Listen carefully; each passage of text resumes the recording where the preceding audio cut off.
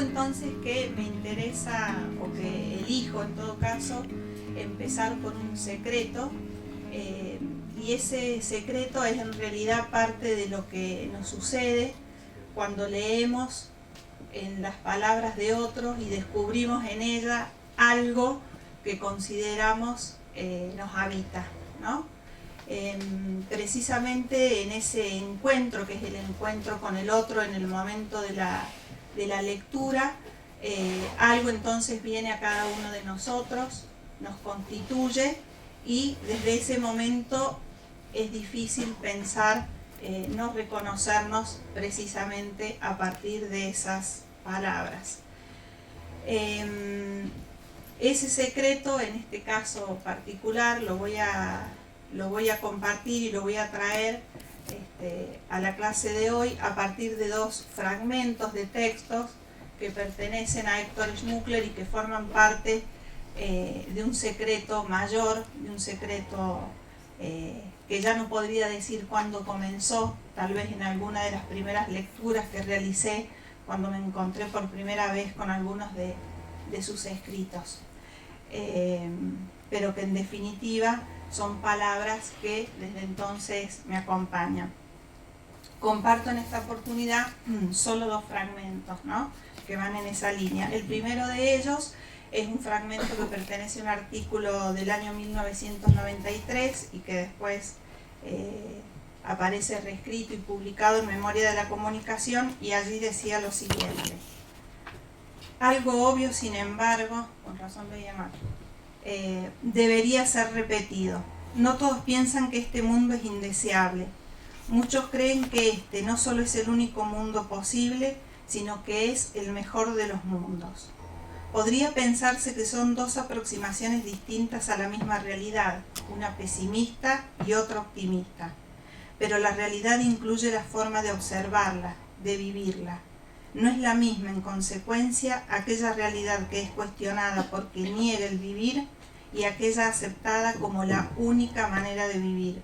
Lo que está en juego, como puede observarse, es el sentido del vivir. El otro de los fragmentos que voy a leer forma parte de una conferencia que dio en la Universidad Nacional de San Luis en el año 2013, y sobre el cierre de la conferencia decía lo siguiente: nunca hemos hablado tanto de comunicación, nunca hemos estado tan en contacto, y nunca, tal vez nunca, por lo menos desde nuestra experiencia civilizatoria, hemos estado más solos.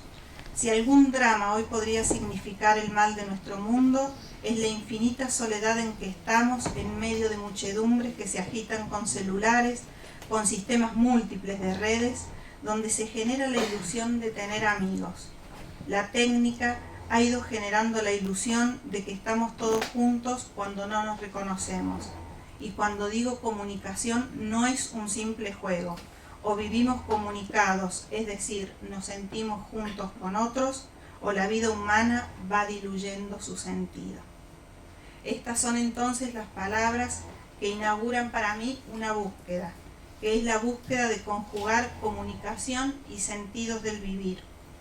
Búsqueda e imposibilidad de una vida que quiere ser otra, pues el proyecto de humanidad que prevalece celebra a la comunicación en el mismo momento en que nos convierte en testigos de la destrucción de una experiencia que la haga o que la haría posible.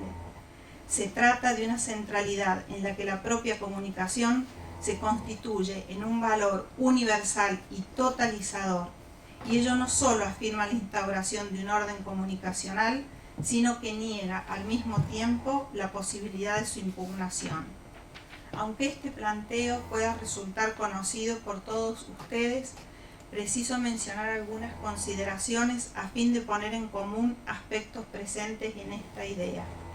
Esto es, la exaltación de la comunicación como valor en sí misma, la asunción de una concepción de hombre, un sujeto que solo existe a través de la información y el intercambio, la aceptación social de una idea que se volvió doxa, que es la llegada de la sociedad de la información o sociedad de la comunicación, esa construcción histórica que no solo está obsesionada por la comunicación, sino que genera, entre otras, la ilusión del poder liberador de la comunicación, la ratificación de una aporía que dice: comuniquémonos mediante los instrumentos que precisamente han debilitado a la comunicación. En definitiva, una visión optimista y celebratoria que fija un modelo de sociedad y de ser humano en el que, como lo expresa Héctor Schmuckler, la técnica ha ido generando la ilusión de que estamos todos juntos cuando no nos reconocemos. De esta manera se concede a la comunicación un alcance significativo que la ubica en el centro de la escena como dominio performativo, alcance que contribuye a configurar un modo de estar en el mundo que limita e inmoviliza otras formas de vivir y pensar la comunicación, formas en las que se juega el sentido del vivir. A ello se suma no solo el carácter polisémico del propio término comunicación, sino la función adánica que se le ha otorgado: nombra y crea. Esto es, configura sentidos que se inscriben en diversos órdenes. Entendido de esta manera, el término comunicación nombra prácticas sociales, la proliferación de técnicas y tecnologías, delimita campos profesionales y laborales, contribuye a la profesionalización de ciertas prácticas y a la institucionalización de un campo de estudios y un conjunto de saberes. A su vez, la capacidad nominativa y explicativa que se le atribuye a la comunicación puede ser reconocida a partir de los usos que fue adquiriendo la palabra comunicación y cuya ampliación queda expresada en el catálogo que presenta la propia María Moliner en el Diccionario de Uso del Español. Allí encontramos que los usos del vocablo se han ampliado, así como las entradas vinculadas a su familia etimológica. Una de las características de esta presencia está dada por la insistencia en la construcción de objetos y sujetos particulares, pero también por la acentuación de una propiedad, de una cualidad. De esta manera la comunicación adquiere un nuevo estatuto: es acción, objeto, sujeto, dominio de saber, experticia, capacidad y condición de posibilidad. Este acento puesto en las derivaciones puede leerse como el dominio de una concepción comunicacional que bajo la construcción de un catálogo propio logró extenderse. Y más, el riesgo, como señalaba al iniciar, es que puede cesar su función significativa.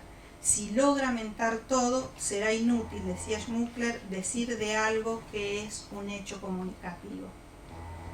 Por otro lado, y si consideramos al campo de estudios de la comunicación como un sistema de pensamiento heredado que tiene raíces en necesidades de continuidad, las preguntas que cobran relevancia son las que siguen. ¿Qué hemos heredado como pensamiento? ¿Cuáles son las concepciones comunicacionales que nos anteceden y que han prevalecido? ¿Qué ideas de comunicación se vuelven pensables? ¿Qué significan esos recorridos canónicos desde los cuales intentamos pensar nuestro tiempo? ¿Qué voces sostenemos al interrogar desde ellos nuestros modos de vivir la comunicación? ¿Por qué se establece como origen de algo llamado comunicación un marco en el que prevalecen intereses armamentistas, bélicos, técnicos, económicos y propagandísticos? ¿Por qué el recorrido propuesto por gran parte de los textos sobre teorías de la comunicación se inicia con esta marca y al hacerlo vuelve cada vez a reproducirla? En síntesis, ¿en qué medida las concepciones comunicacionales jerarquizadas configuran al pensamiento actual sobre la comunicación? Con estos interrogantes buscamos comprender cuáles son algunos de los antecedentes que habilitan la continuidad, no de los estudios sobre comunicación, sino de una forma de pensarla que se define por la retirada al conformismo y que ha permitido desde ese lugar del pensamiento asociar a la comunicación unas nociones e intereses que la vuelven ajena al sentido de lo humano. Lo cierto es que la centralidad de la comunicación hasta aquí presentada habla también del proyecto de humanidad que la acompaña. Esto es, un modelo de sociedad y de ser humano en el que las ilusiones del contacto, de una auténtica y total comunicación, del omnipresente y del incesante, de proximidad, de transparencia, por nombrar solo algunas, marcan la entrada en una economía que hace de la comunicación un espacio de intercambio en el que los sujetos participan indefinidamente, y la participación indefinida habla de una vida llena de encuentros, pero no garantiza la posibilidad de la experiencia. Es precisamente en este punto en el que, como escribe Luis Gruz, la conexión multiplicada hace creer a muchos que ahora vivimos en un estado de comunidad estrecha, infalible y definitiva. Sienten que las distancias han sido barridas para siempre gracias al zumbido incesante del equipo recargable y a un tiempo veloz que desintegra la geografía. Vuelvo entonces sobre uno de los fragmentos iniciales en los que Héctor Schmuckler avanza más aún y plantea la aporía en la que estamos inmersos. Nunca hemos hablado tanto de comunicación, nunca hemos estado tan en contacto y nunca, tal vez nunca, por lo menos desde nuestra experiencia civilizatoria, hemos estado más solos. Pareciera que nunca las madres han tenido tanto contacto con sus hijos hasta abrumarlos y nunca estuvieron tan distantes. Esto es una paradoja. ¿Es una paradoja? Me pregunto. Y continúa. Y cuando digo comunicación no es un simple juego. O vivimos comunicados, es decir, nos sentimos juntos con otros, o la vida humana va diluyendo su sentido.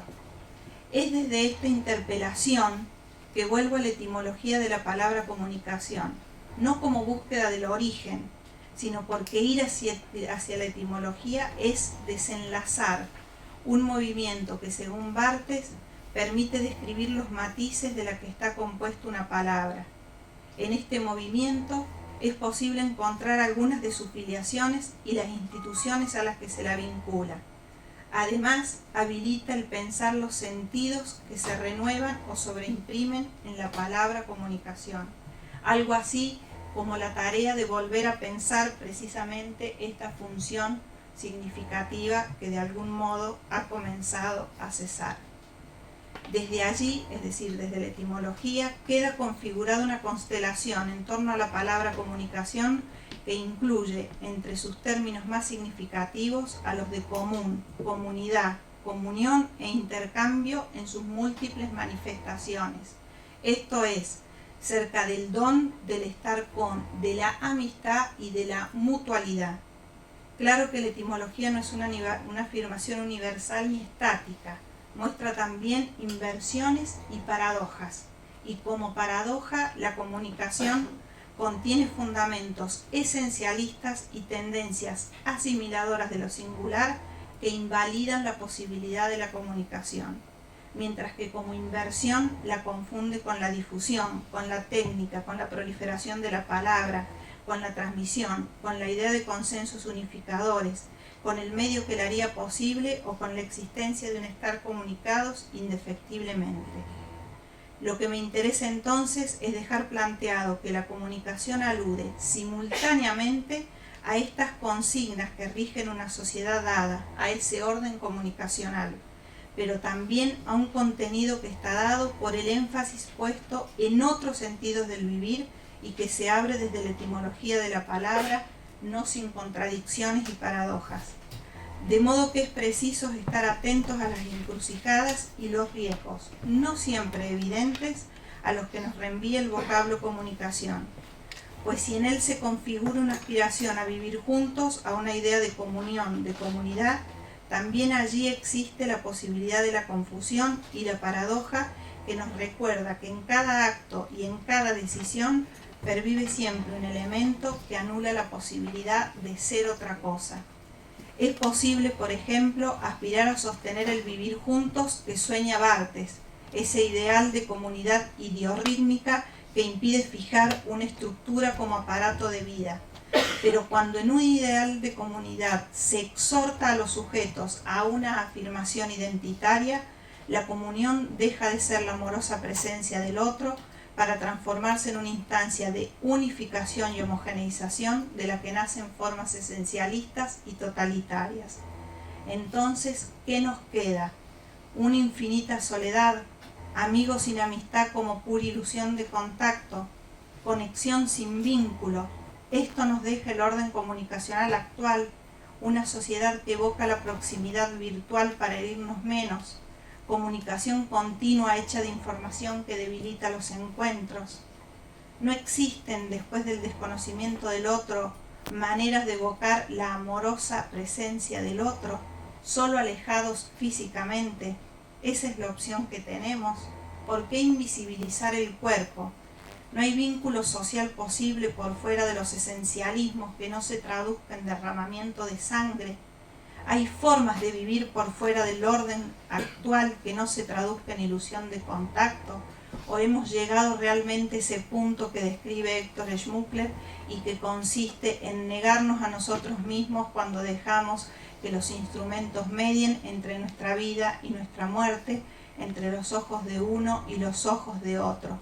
Esta es la conquista del orden comunicacional en el que la ilusión de que estamos todos juntos cuando no nos reconocemos nos impide constatar que lo elementalmente humano perece. ¿Cómo, si es posible, apartarse del orden instaurado? O más bien, ¿cómo no insistir en esa búsqueda si en realidad lo que importa, decía él en el año 97, no es lo constitutivamente trágico de la vida humana, sino las respuestas que los hombres ofrecen? Esas búsquedas, esas respuestas que no son certezas ni pretenden ser explicaciones totalizantes, son en todo caso maneras o intentos de desertar las formas de vida que niegan el vivir. Se trata, en definitiva, de un acto de fe que es un acto de confianza, pues confiar es exponer una intimidad despojada de pretensiones y garantías, en este caso las que prometen las ilusiones actuales. Confiar es preservar la obstinación de un vivir juntos sin adaptación ni fijación. Ese deseo de comunión que evoca, sin conminaciones, la amorosa presencia del otro.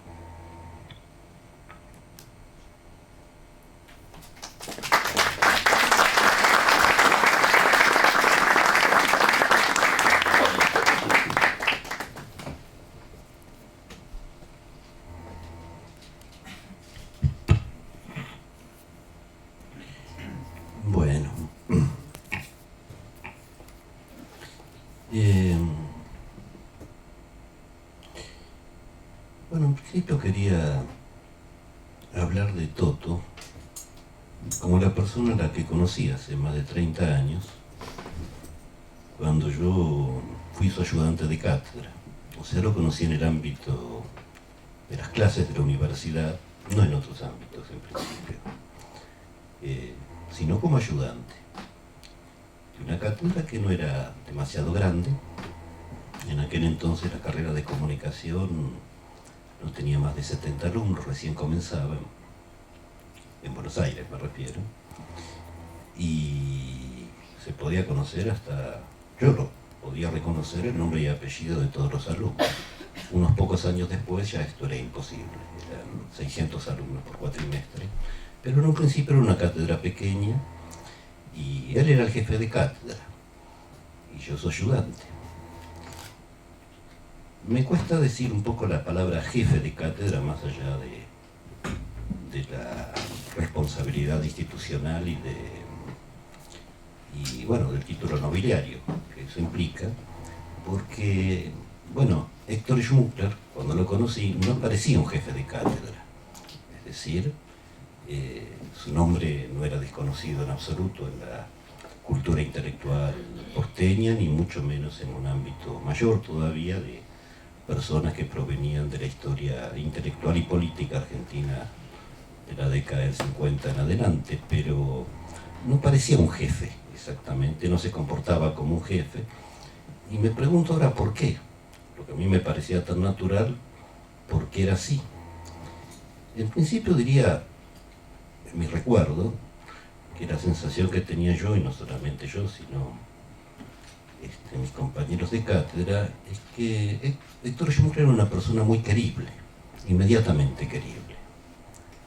Ahora bien, para que esto no se entienda únicamente como una cuestión subjetiva, habría que preguntarse qué significa ser querible institucionalmente, quiero decir, en el ámbito de las ideas, por decirlo de esta manera. Pues hay todo tipo de jefes de cátedra. Hay algunos que luchan por hacerse de un espacio, engrosan el currículum y eventualmente hasta pueden ser un poco pendencieros en el sentido de abrirse el ámbito para sí mismos y para su cátedra. En última instancia es lo que la institución hace con todas las personas que ingresan a ella no desde que son estudiantes, pero sí desde que se integran como investigadores o como profesores a la institución. Es decir, los transforma en empleados de oficina. En última instancia se termina así. No es que sea el único destino posible, ni mucho menos el mejor. Pero bueno, Toto no parecía eso. Es más, ni siquiera tenía currículum. Conozco pocas personas que dan clases en la universidad que nunca tuvieron currículum. Horacio González es otro, que yo recuerdo ahora, y era inútil pedírselo porque no tenían. Había que hacer excepciones raras, qué sé yo. Todavía se podía, hoy ya no se puede. Pero en todo caso, bueno, no era el tipo de jefe de cátedra que se abrió un espacio y tampoco un tipo de jefe de cátedra que en la carrera de comunicación de Buenos Aires fue habitual en la década del 80 y del 90, que era lo que se podría llamar el jefe de una escuadra guerrera pedagógica, que dispone a su cátedra para luchar por una teoría o por un ideal político asociado a la comunicación y está en guerra con otras cátedras. Eso es bastante habitual también. Es un tipo de estructura paranoica que funciona únicamente por cohesión guerrera. Bueno, nada más alejado de la personalidad de Toto que esto, sin que por ello signifique que Toto no fuera un zorro viejo, es decir, que conociera el paño y lo conocía bien. Solo que no estaba en su alma, en su tipo de alma, asumir este lugar. También están los jefes de cátedra que creen haber nacido ya para el puesto, digamos, y con eso basta. Asociado a un problema, que es un problema general, pero muy particular además de las universidades, que es el sostenimiento en el narcisismo. Pues, en general, guste o no, en las universidades las cátedras siempre han funcionado como islotes, un poco aislados. Y por lo tanto, bueno, la persona que se pone al frente de un aula se sostiene muchas veces en un narcisismo. Lo malo es que se sostiene toda la vida en el narcisismo y eso es el problema. Bueno, Toto era distinto. Él congregaba, esa es mi sensación. Generaba una sensación de hospitalidad, de escucha. Lo primero que uno sentía es que era escuchado. No escuchado en el sentido del personal, sino que se generaba una especie de burbuja en donde la escucha era importante. Y para que la escucha fuera importante, no debía haber violencia.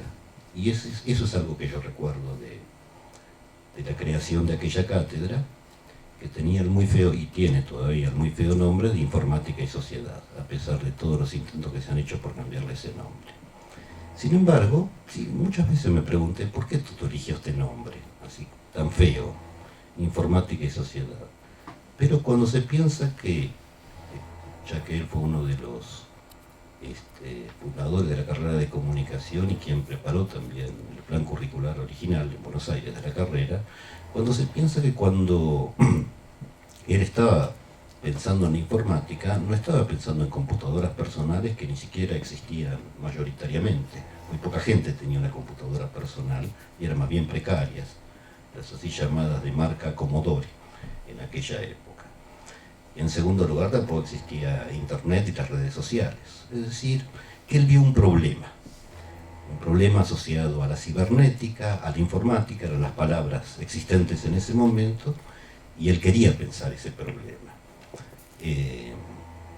Pero pensaba en compañía.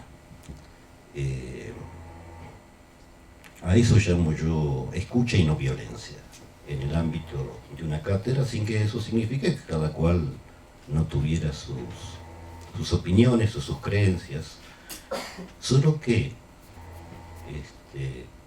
recordando y pensando además cómo funcionaban otras cátedras, donde había problemas permanentes de todo tipo y peleas por asuntos abstractos a veces y otras muy concretos.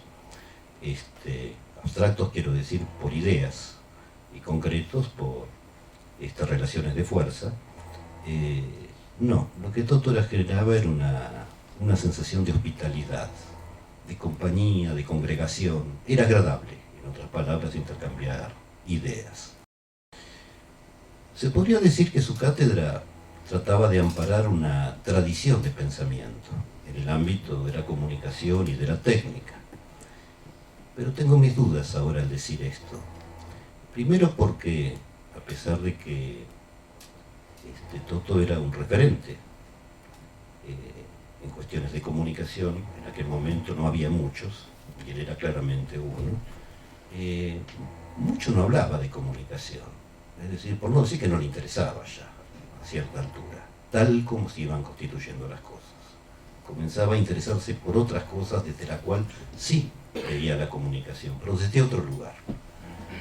Para no decir una palabra de menos y adelantarlo, diría, era un lugar espiritual, era de otro orden. Si uno iba a las demás posiciones que eran dominantes en la carrera, la comunicación popular, la semiología, por dar dos ejemplos, bueno, toda esa gente estaba o imbuida de teoría o de política, pero no diría de espiritualidad. Entonces, eso cambiaba la forma de pensar la comunicación y de transmitirla.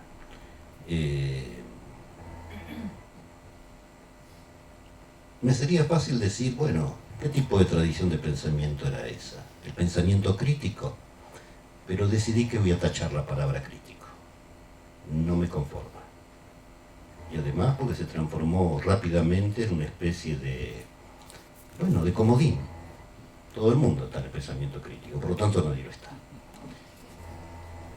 Y sin embargo en la década del 90, al menos hasta principios de los años 2000, era la palabra que se usaba, lo cual no quiere decir que esté bien en este momento recordarlo de esa manera. Quizás podría decir que la tendencia con la cual pensábamos las cuestiones de técnica y comunicación se acercaba un poco al escepticismo, es decir, ni muy optimista, ni tampoco un rechazo, sino con cierta mirada escéptica acerca de esas cosas. Y sin embargo tampoco me conforma decirlo así, porque si algo comenzaba a ser evidente en las conversaciones que teníamos con Toto y en un seminario particularmente largo que se hizo hacia el año 1990, que él dirigió para ayudantes y alumnos de la carrera, era que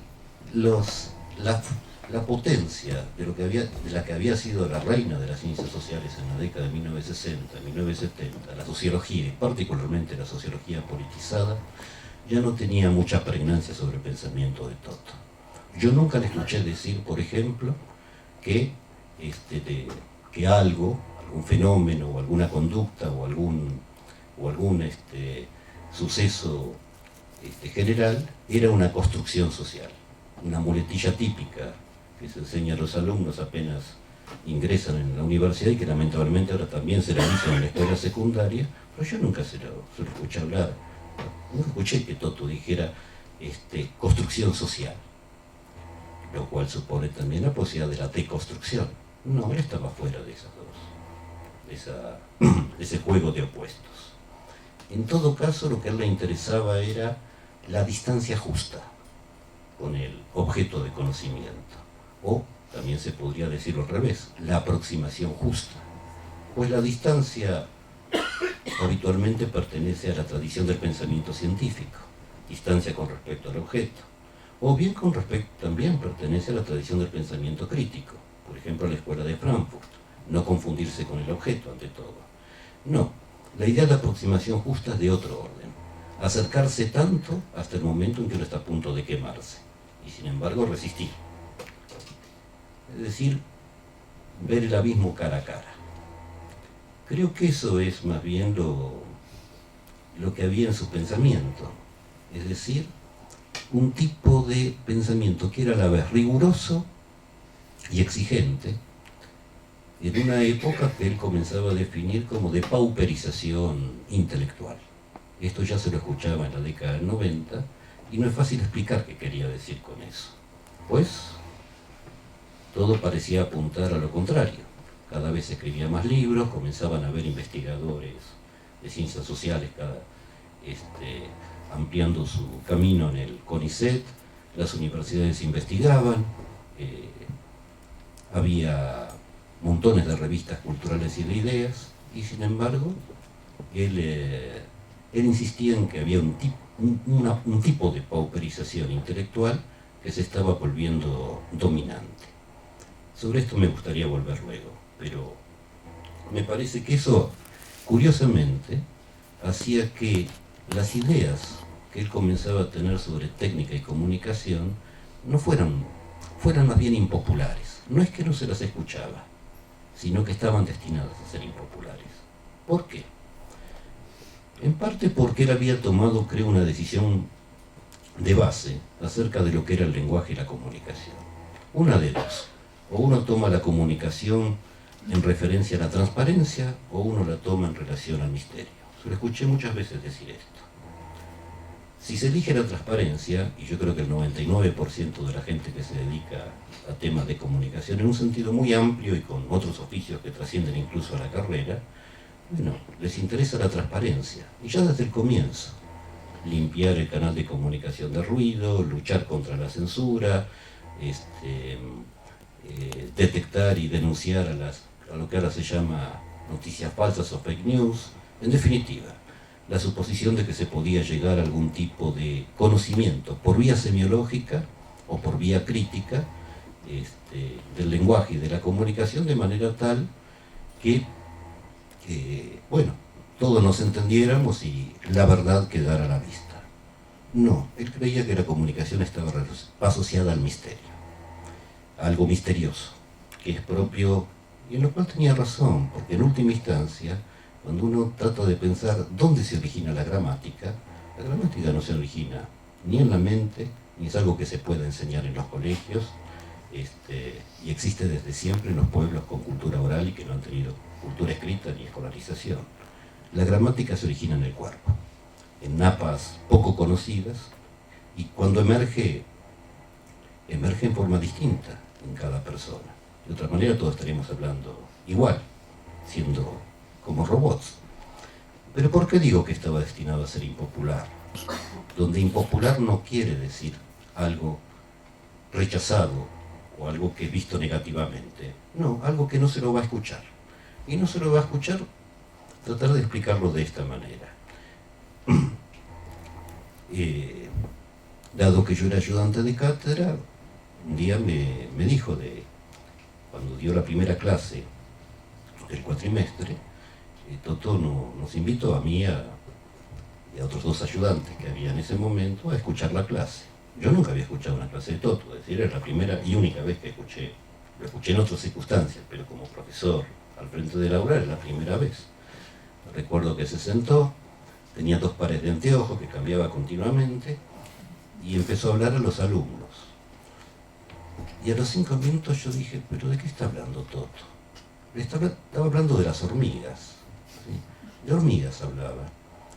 Lentamente iba como desplegando, con mucha parsimonia y pero también sabiendo a dónde iba, todo un pensamiento acerca de lo viviente.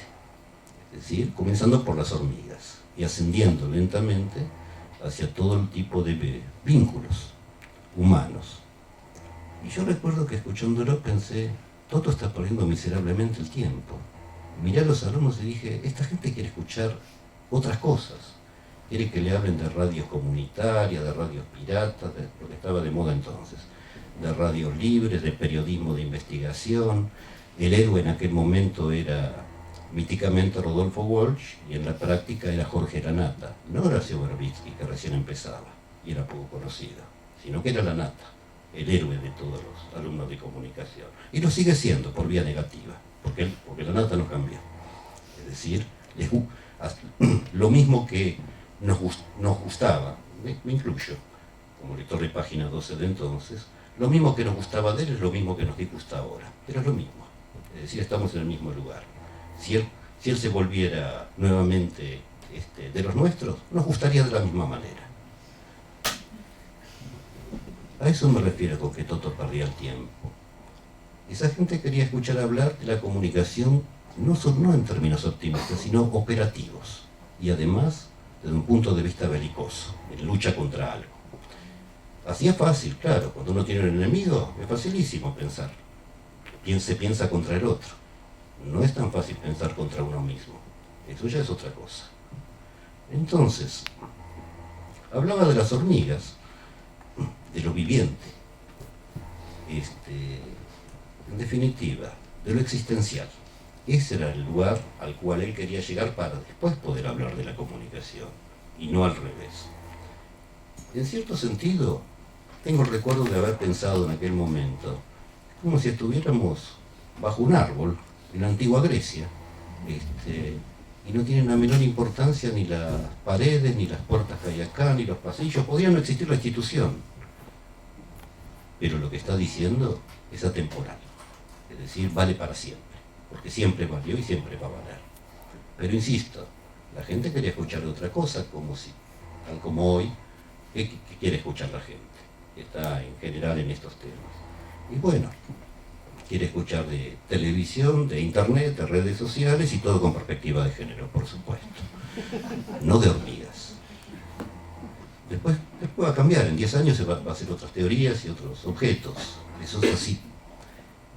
Pero Toto estaba en un periodo de su vida, no puedo saber si fue siempre así, en donde lo existencial era lo que más le preocupaba, es decir, lo que le concernía a él, para pensar los fenómenos sociales, no importa cuál sea, desde la política hasta los fenómenos comunicacionales. Es decir, ¿qué intentaba decirles a los alumnos?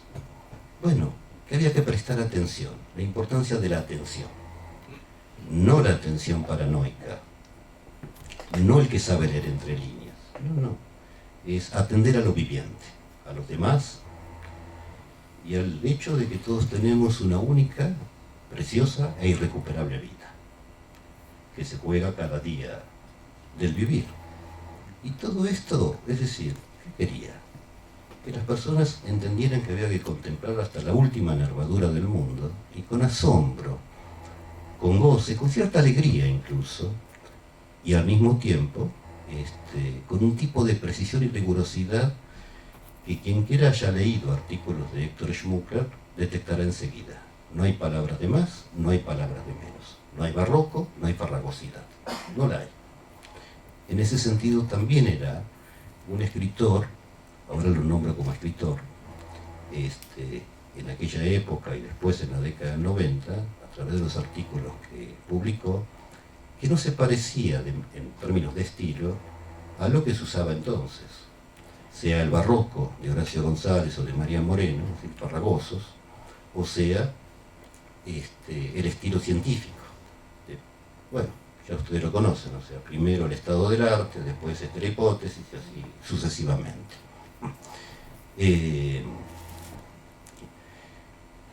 Creo que él se estaba alejando de la alta teoría. Uso esta palabra porque era lo que gustaba entonces. La gente leía y se hacía experta en determinado autor, clásico o que estuviera de moda. No es que Toto no leyera a los autores que había que leer, no, era otra cosa. Era que no le servía repetir, ni tampoco dominar el terreno de un tema o de un autor para poder pensar las cuestiones que le importaban a él. Es decir,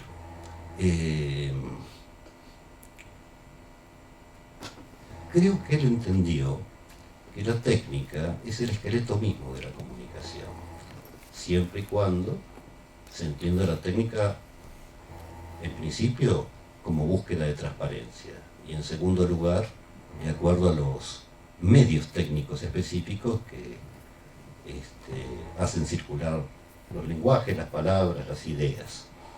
Pero justamente por ser el esqueleto de la comunicación, ahí estaba el problema. ¿Cómo hace un cuerpo para criticar a su esqueleto? Eso sería el problema. Bueno, ningún cuerpo quiere criticar a su esqueleto, porque si le sacan el esqueleto se cae, y el esqueleto era la técnica. No importa que si se hace una genealogía podamos empezar desde el telégrafo, pasando por la radio, el cine, la televisión, y las redes sociales, etc. Y la mayor parte de la gente estaba enfervorizada, alumnos, profesores, digo, fervor tenía por todas estas nuevas posibilidades comunicacionales. Y buscaban autores, entonces, que no solo dieran cuenta de lo que estaba pasando, sino que lo justificaran.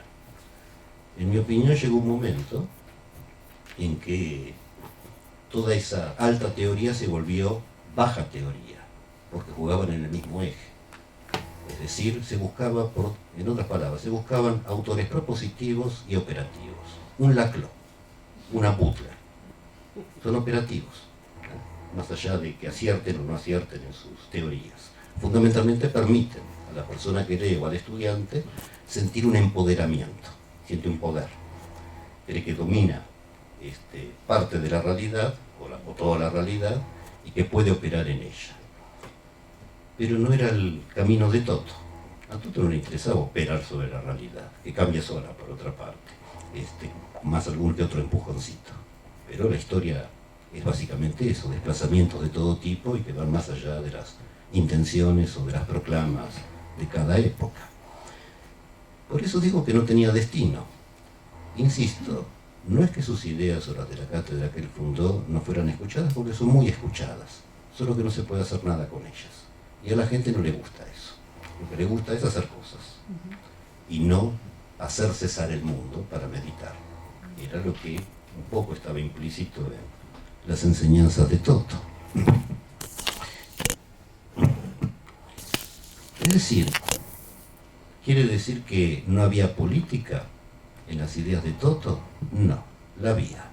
Y la había en el sentido en que se hacía la pregunta política fundamental. Y es, ¿qué tipo de vida estamos llevando que nos condena a ser tratados como objetos al interior de una gran máquina impávida, la máquina social, en donde las personas sufren y se ven casi reducidas al estatuto de hámster y a ver, a elegir en elecciones a ver quién va a manejar la manivela? Es decir, quien la maneja más rápido, el hámster tiene que correr mucho, quien más lento y tiene un poco más de descanso. No más que eso. Pero la pregunta de Toto es, ¿qué tipo de vida se lleva para que necesariamente la cuestión de la existencia desaparezca de la vista? Y esta es una pregunta que en mi opinión es política. Sobre todo, si la mezclo con el otro tema que tanto le interesaba a Toto, que es el de la confusión o la desorientación. No la confusión o desorientación colectiva, sino en el ámbito de las ideas. A él le interesaba mucho la metáfora de la Torre de Babel, bíblica. O sea, el momento en que el castigo que los seres humanos sufren por el pecado de soberbia es no entenderse unos con otros. En términos de alocución intelectual, esto quiere decir balbuceo. La palabra etimológicamente proviene de ahí, de Babel. Babel, balbuceo. En inglés se nota más, to babble, es decir, estar en condición babélica. La confusión y la desorientación es lo peor que le puede pasar a una persona cuando trata de pensar un problema, un fenómeno, un problema social o a la comunicación. ¿Por qué? Porque fácilmente puede cambiar de opinión, no ya al año siguiente, no ya dentro de 5 años, no, en 2 semanas cambiar de opinión. Porque la confusión lo hace buscar por algún lado alguna respuesta, cual sea. Y la meditación, el pensar la existencia, requiere de otro tipo de temporalidades y de otro tipo de actitudes. En mi recuerdo, de principio a fin, Toto era una persona que sabía pensar. Ahora bien, ¿qué significa esto? Pensar pensamos todos, es una actividad continua. Pensar en el terreno del pensamiento, es decir, de las ideas, más o menos también se sabe. Sin embargo, siempre tuve la sensación de que él sí sabía pensar. Cada vez que hablaba con él sobre un tema, cada vez, incluso en términos de conversación menor, inmediatamente lograba construir una forma de pensar la cuestión que no se parecía a la de otros. Y una de las razones, me parece, por la que digo que sabía pensar, no es porque tuviera lecturas específicas o especiales, o que hubiera durante mucho tiempo meditado algunas cosas, lo cual es cierto, sino sencillamente porque tenía una distancia sideral con respecto a los entusiasmos de la época. No importa cuál fuera el entusiasmo, la técnica, la política, la adecuación al terrorismo de la actualidad, la pasión por la novedad. Creo que eso le ayudaba a saber pensar. Es decir, conocía, observaba, sabía de lo que estaba hablando, pero no se entusiasmaba por ello. No cualquiera puede hacerlo. Muchas personas en Argentina, en el campo intelectual, que tienen mucha fama y honores, y que no carecen ni de inteligencia, ni de capacidad estilística, ni de obra, ni mucho menos, sin embargo no piensan, porque se deben a su público. Y cuando alguien se debe a su público, bueno, no lo molesta, porque el negocio está en ser aplaudido, en última instancia. No es que Toto no necesitaba el aplauso. Cariño necesitó siempre, como todos, pero no se dejaba sobornar. En eso era insobornable.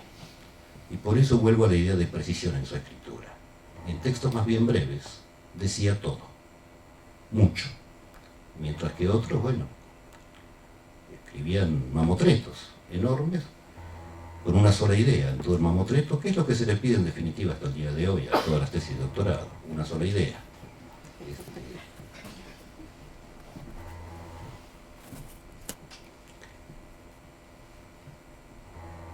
Ser insobornable, tal como lo define, prefiero eso a la atribución de crítico, de pensamiento crítico, que a esta altura ya ni me conforma ni creo que quiere decir nada. Ser insobornable significa que no sentía necesidad de ceder a los imperativos de la época, ni tampoco a los imperativos de un campo intelectual. Pero esto tiene consecuencias, porque cuando uno no cede a eso, es colocado en un lugar problemático. Toto tenía la suficiente respeto, tenía su autoridad, por decirlo de esta manera, y también una red generacional, y una historia como editor también de ideas y de revistas, que lo protegía un poco. Pero eso no protege del todo de la incomprensión o del hecho de que poco a poco las personas comienzan a dejarlo de lado, o peor, a tratar a esa persona como un prócer. Es la forma de no escucharlo. Mucho más en un mundo que es muy reticente a pensar la matriz técnica del mundo. Aquí basta con fijarse en las alternativas políticas que se juegan ya este fin de semana y de aquí en más. Todos los partidos políticos parecen marxistas, es decir, quieren el desarrollo de las fuerzas productivas, cada uno a su manera, eso lo prometen. Hasta los de izquierda prometen eso. Y exceptuando a los veganos que asaltaron la sociedad rural, y muy criticados por la izquierda y los demás, bueno, nadie está dispuesto a pensar en un cambio radical de la vida. Hace mucho que se perdió eso. Entonces, ¿de dónde venía este desentendimiento con respecto a las ilusiones proyectadas hacia el futuro, con respecto a las nostalgias, con respecto al pasado, que es un grave problema de la intelectualidad argentina, no tener una buena relación con su pasado, y también, para no decir que esto es solamente un atributo personal, diría que ese desentendimiento provenía en parte de una gran espiritualidad. Era una persona que ampliaba permanentemente su condición espiritual, y para eso hay que estar preñado de amor, como un embarazo continuo. Y Toto estaba preñado de amor. No me refiero al amor en el sentido más habitual, que se lo menciona mucho más en esta época. No, era un amor trascendental, esencial, senestésico.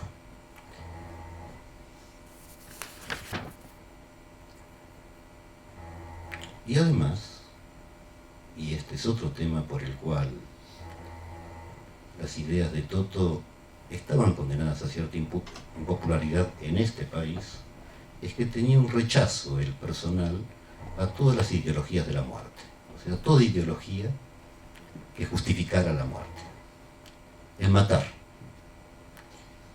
Cuando en el año 2005, creo que fue, aquí en Córdoba se inició una polémica, la última polémica importante que hubo en el país, iniciada por Oscar del Barco, en la cual participó Toto. A mí se me hizo evidente, yo que estaba en Buenos Aires y percibía las resonancias y consecuencias de lo que estaba ocurriendo, se me hizo evidente de que todo lo que quería pensar iba a contramano de lo que era en ese momento el entusiasmo político, que era más o menos patria grande más derechos humanos y adelante. Bueno, era imposible entonces, imposible que ese rechazo por las ideologías de la muerte prendiera en Argentina, porque es un país que por un lado es prepotente, pero no gravemente. No es como en México, que si uno le hace una afrenta a alguno, bueno, le pegan un tiro. No, no, acá voy a romper el alma. El cuerpo no, el alma. Es otra... Agárrenme que si no le pego, pero agárrenme. Y sin embargo esas ideologías de la muerte no desaparecían de las retóricas públicas. Esto era lo que, en definitiva, estaba en el fondo de esa discusión del año 2005. Es decir, el amor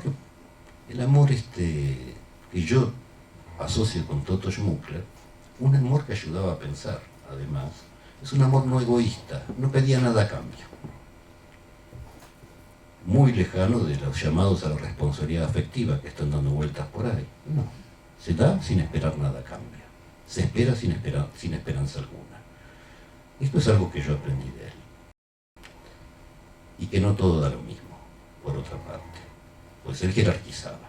Uno de sus autores favoritos en la década del 90, y que lo siguió leyendo después, pero fue abandonado por otros, era George Steiner, un crítico cultural bien conocido entonces, y que la cultura argentina lo dejó de leer. Lo reemplazó por otras figuras, no importa cuál fuera, Zygmunt Bauman, Laclau, Dios. Bueno, Toto no perdía el tiempo, no leía esas cosas, lo cual no quiere decir que no estuviera atento ni observara lo que estaba ocurriendo, ni tampoco que lo desconociera. A mí a veces me daba gracia cuando hablaba con él y me comentaba el último número de Prensa Obrera, del diario del Partido Obrero, porque le llegaba por correo electrónico, lo habían metido ahí en su dirección y le llegaba y lo leía completo. Yo digo, lo último que quiero hablar es trotskismo, Toto, pero a él le interesaba la forma en que estaban pensando y pensando mal, por otra parte, toda la situación. Es decir, que no es que se dedicaba a leer únicamente a George Steiner, estaba al tanto de todo, pero sabía dónde estaba la jerarquía, es decir, lo importante y lo que alimentaba. En definitiva, esa espiritualidad, no quiero darle el nombre de religión, pero sí de religiosidad. Estaba vinculada a algún tipo de religiosidad, entendiendo que la religiosidad no es ni mito ni fábula, sino algún tipo de fundación. Y al mismo tiempo, también las ideas de Toto sobre la memoria, palabra muy habitual en la década del 90 y también todavía, eran distintas a las de otros. A él no le interesaba la cosa institucional. Por ejemplo, poner la materia Memoria 1 y Memoria 2 en las escuelas secundarias. O en la televisión con el personaje de Zamba. No. Sabía perfectamente bien que la memoria es un laberinto. Es decir, que no hay forma de dominarla. No hay forma de hacerla recordar lo que quiera recordar. Y que habitar ese laberinto es mucho más difícil que hacer teoría de la memoria. Por la misma razón, creo que la actitud conversacional de Toto era buscar un estímulo compartido, con conexión, por supuesto, porque si no hay conexión no hay conversación, pero si hay conexión, entonces lo que él buscaba era eso, el estímulo compartido que se transformaba en objeto a pensar, porque estábamos allí, no es que llegáramos a una conclusión certera, o que buscáramos contraargumentaciones eficaces, o forma de floreo en la escritura. No. de lo que se trataba era de enriquecer la cuestión a partir de los distintos puntos de vista. En este sentido, me parece que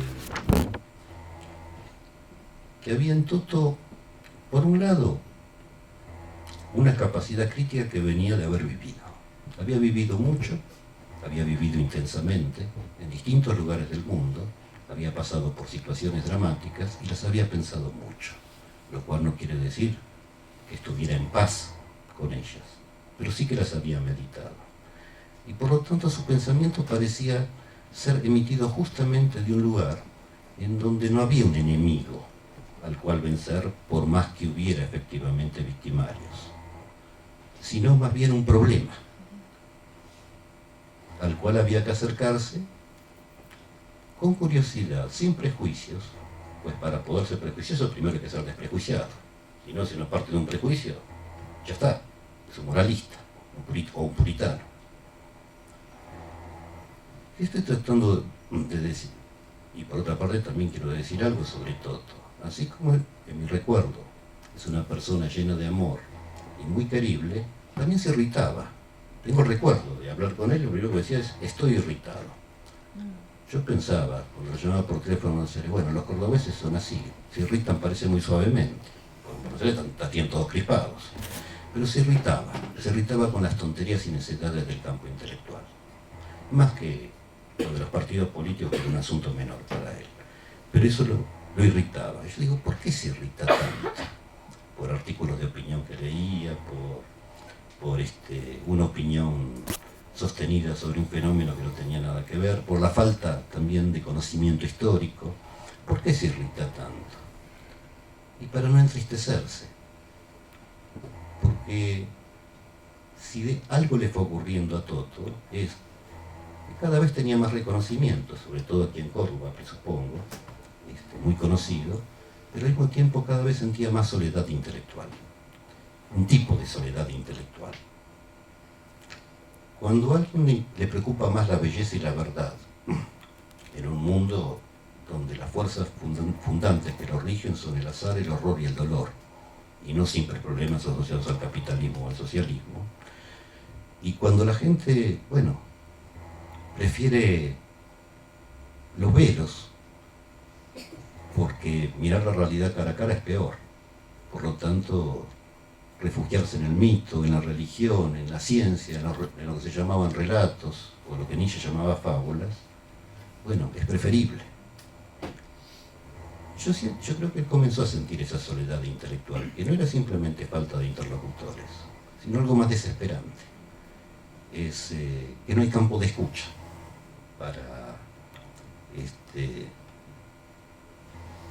para pensar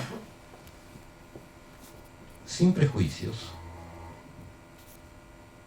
es decir, sin prejuzgamientos, y para poder también mantener una relación, tanto con el pasado como con el futuro, que no sea ni objetivada ni tampoco fetichizada. Así que no es casual tampoco que en esa cátedra que se formó entonces,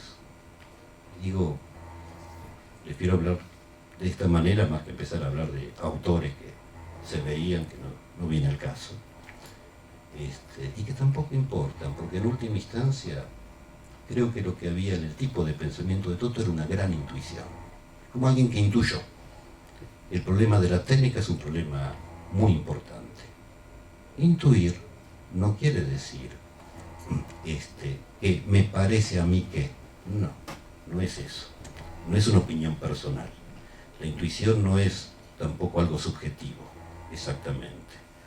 Es otra fuerza que proviene de ver a la realidad de acuerdo a cómo se ha macerado a lo largo de la vida las experiencias personales y las lecturas hechas. Y de repente en un solo momento aparece. A partir de ahí sí, se pueden buscar referentes bibliográficos, pero no al revés. Quien lo hace al revés arriesga de que dentro de 4 cuatrimestres se declare obsoleto todo lo que se leía y hay que renovar, actualizarse, como se dice en la universidad. Entonces no es casual que en gran medida la cátedra de Toto Schmuckler estuviera hecha de pájaros perdidos. pájaros que no tienen, como los demás, un palomar o un nido justo. Lo único que no tengo yo en claro es si yo acompañaba su soledad intelectual o si él acompañaba la mía. No, de eso no estoy seguro. Bueno, es lo que quería decir.